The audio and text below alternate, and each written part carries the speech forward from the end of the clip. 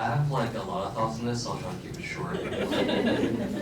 Because I spent a lot of time like in the recruitment process, right? Like maybe even 2 years before my graduation. Like right when I entered San Jose State, I transferred in, and I spent like from the year that I entered to graduation, like thinking about recruitment. So I have a lot of thoughts on it, but I guess the easy tip that I can give is like try to make sure that your resume is like get that reviewed by a lot of people.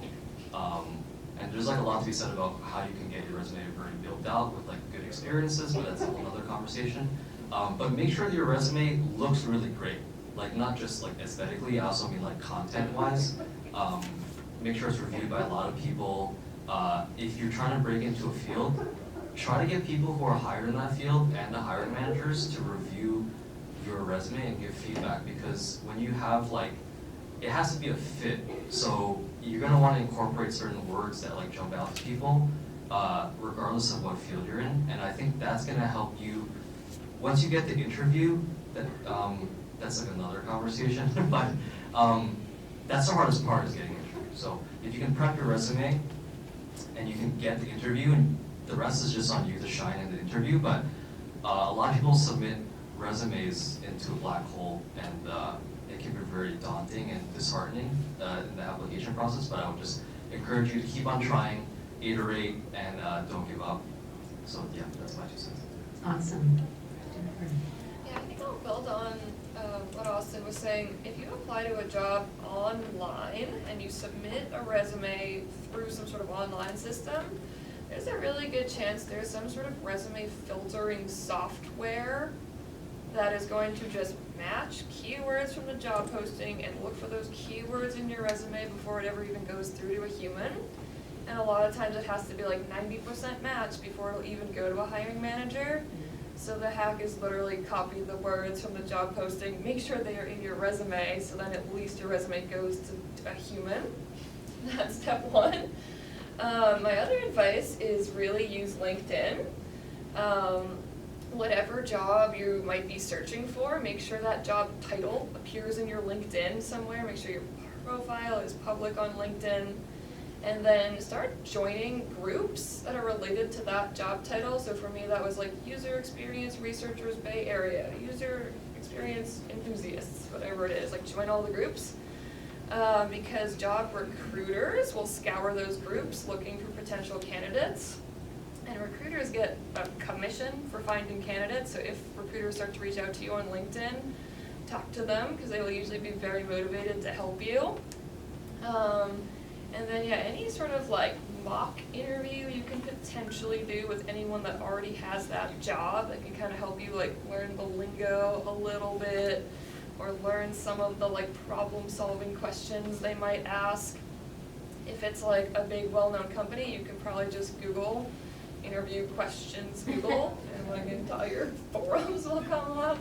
So you can really kind of utilize some of those resources as well. My other advice is, while you're a student, create a free website like Wix or Weebly, and every time you do like a big project for a class, put it into that as like your online portfolio.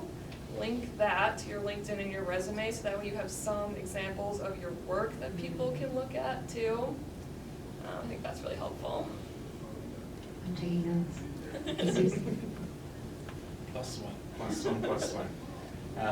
So I have two pieces of advice on my end on the nonprofit side. So as one of the hiring managers for Street Code, LinkedIn is big.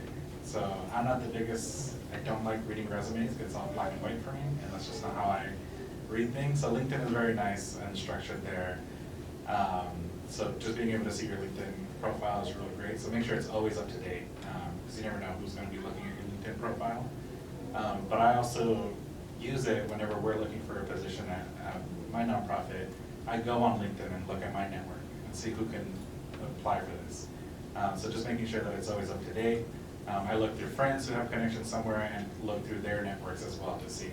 So working your network is another big thing. Ask your friends about opportunities. Can they pitch for you in an organization as well? Working in nonprofits too. culture fit is a really big thing. So our first interview at Street Code is actually not your skills, but your culture fit. Do you work well on our team? Is one really big thing, and that's normally what happens in smaller nonprofits, is because you're joining a very small team, they want to make sure you work well with the team. We actually are hiring interns for the summer, and next week I'm interviewing interns. We're having a fun challenge with them. We're actually asking them to teach us how to make a peanut butter and jelly sandwich, and we're actually going to have peanut butter, jelly, bread, and a knife. So we want to make interns like have fun as well during these job interviews. So we're trying to switch up how we do our own interviews as well. So just expect the unexpected. They're not going to expect that. So always expect the unexpected in interviews as well. I just got really nervous that I make peanut butter and jelly sandwiches wrong. And so now I have a lot of questions, but let's go to Nick because mine's not going to be productive.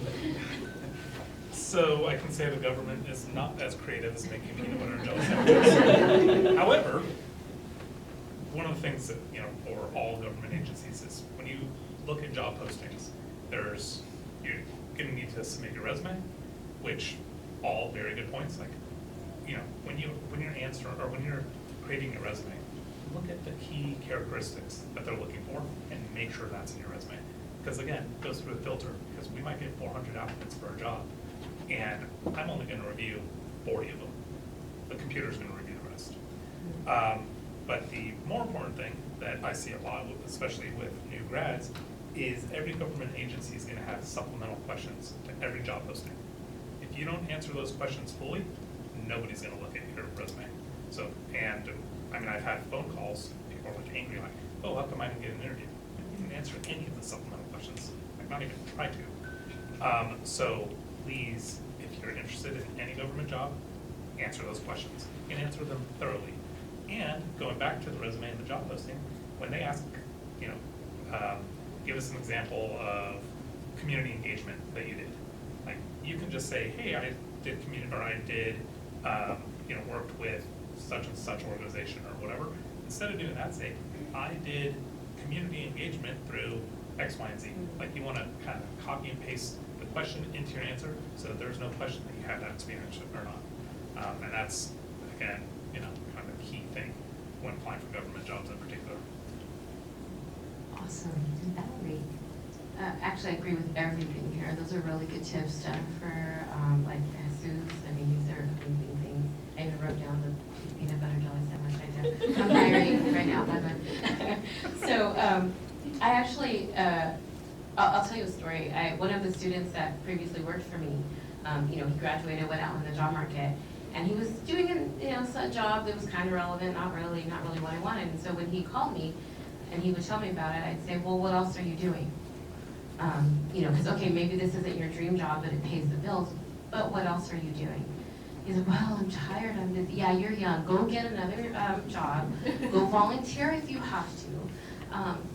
Make sure that those other jobs or skills or tasks that you're doing are at least some sort of relevancy, because when you do find that other job, and continue to look, don't get comfortable in the role you're in, but then you'll be able to have other experience. And so even as a student, I encourage students, I know it's hard work, and I know, especially if you're a full-time student, but I encourage you to, even if it's one Saturday morning or one Sunday evening, to go out and try to gain some experience to maybe a field that you want to see. Because not only that, it might give you insight into the fact that you don't actually want to be in that field. And you might have to pivot and then, find another path. So I always encourage everybody to, if it's not going to be another paid experience type of, then volunteer, because it will help you as these companies are looking for experience and extra.